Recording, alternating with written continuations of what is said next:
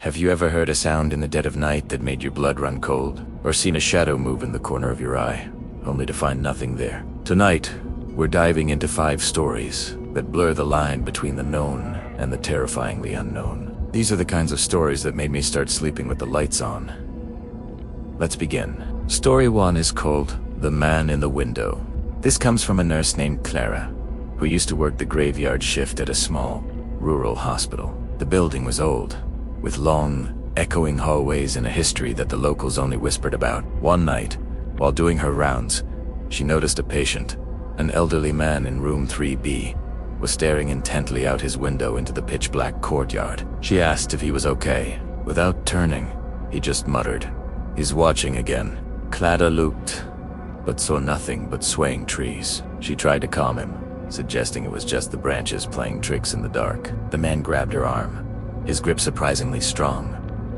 "No," he whispered, his voice trembling. "He's always there, waiting." For the next few nights, it was the same routine. The man in 3B, staring out the window, muttering about someone watching. Clara started to feel a creeping unease, a feeling of being observed herself as she walked the halls. On her 5th night, she found the man's bed empty. Panique set in. She searched the room, the halls, calling his name. Nothing. Finally, she glanced out the window of room 3B, her heart pounding in her chest. And that's when she saw it. Far below in the courtyard, a tall, thin figure stood perfectly still, its head tilted up, looking directly at her. She couldn't make out a face, just a silhouette against the darkness.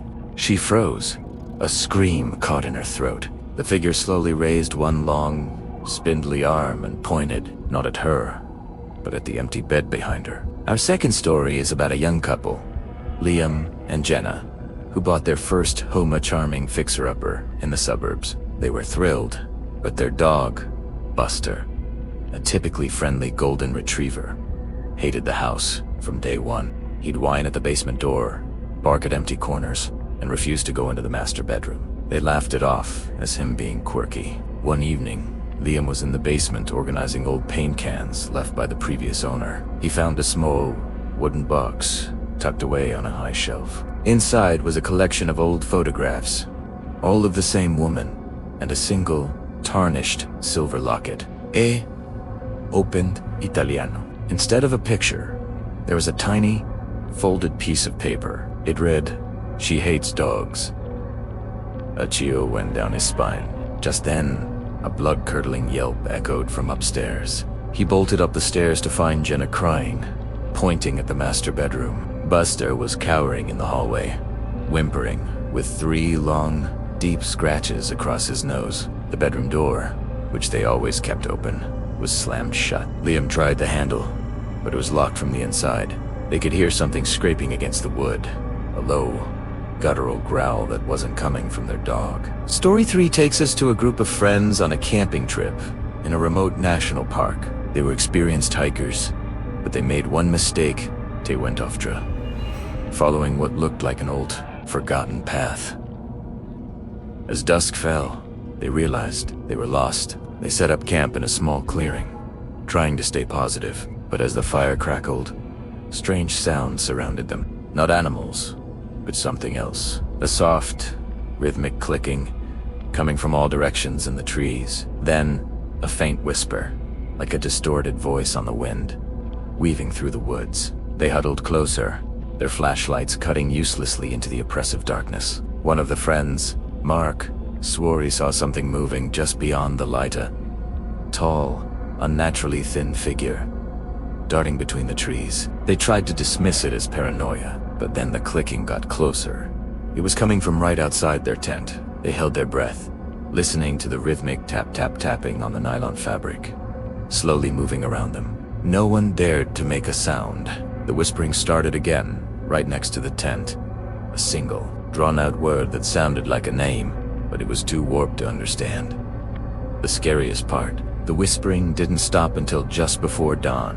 When they finally got the courage to look outside, they found a single, deep footprint in the mud next to their tent. It was barefoot, but it was far too long and narrow to be human. Our fourth tale is submitted by a security guard named Frank, who worked the night shift at a recently closed-down shopping mall. His job was simple: walk the deserted concourses, make sure everything was secure. But the silence in that place was heavy, unnatural. He'd hear things, the distant echo of music from the empty food court, the faint laughter of children near the defunct carousel.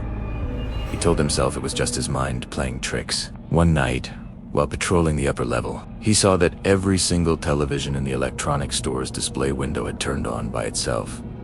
They were all showing the same thing: static. As he approached, one screen in the center flickered and an image appeared. It was a live feed from a security camera, showing the very spot where he was standing. But he wasn't alone in the image. Standing right behind him was a little girl in a white dress, holding a balloon.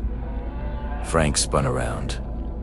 There was nobody there. He looked back at the screen. The girl was still there, but now she was smiling, waving directly at him through the screen. He backed away slowly, his heart hammering against his ribs. As he fled down the escalator, he could hear the sound of a single balloon bumping gently against the ceiling behind him. The scariest part of this last story is at the end, so don't stop now. It comes from a college student named Maya who was studying abroad. She rented a room in an old, historic building. Her landlady was a sweet, elderly woman who gave her one rule: never, ever open the small, locked door at the end of the upstairs hallway. She said it was just for storage. For weeks, Maya respected the rule. But curiosity is a powerful thing. Late one night, driven by a nagging feeling, she found the old skeleton key for the door on the landlady's key. With her heart pounding, she crept down the hall and unlocked the door. It creaked open into a tiny, dust-filled room. There was nothing inside except for a single, small, child-sized chair facing the corner. Disappointed and a little spooked, she closed and locked the door, returning the key. The next morning, she went to apologize to her landlady for being so nosy. She found her in the kitchen, her back to Maya, humming a tune. "I'm so sorry," Maya began. "I opened the little door last night."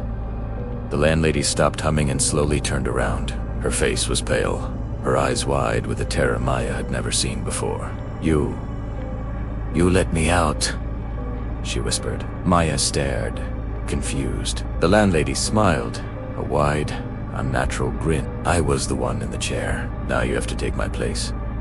Thanks for watching. If you have a story of your own you'd like to share, drop it in the comments below. And don't forget to like this video and subscribe for more dives into the darkness. Stay safe out there.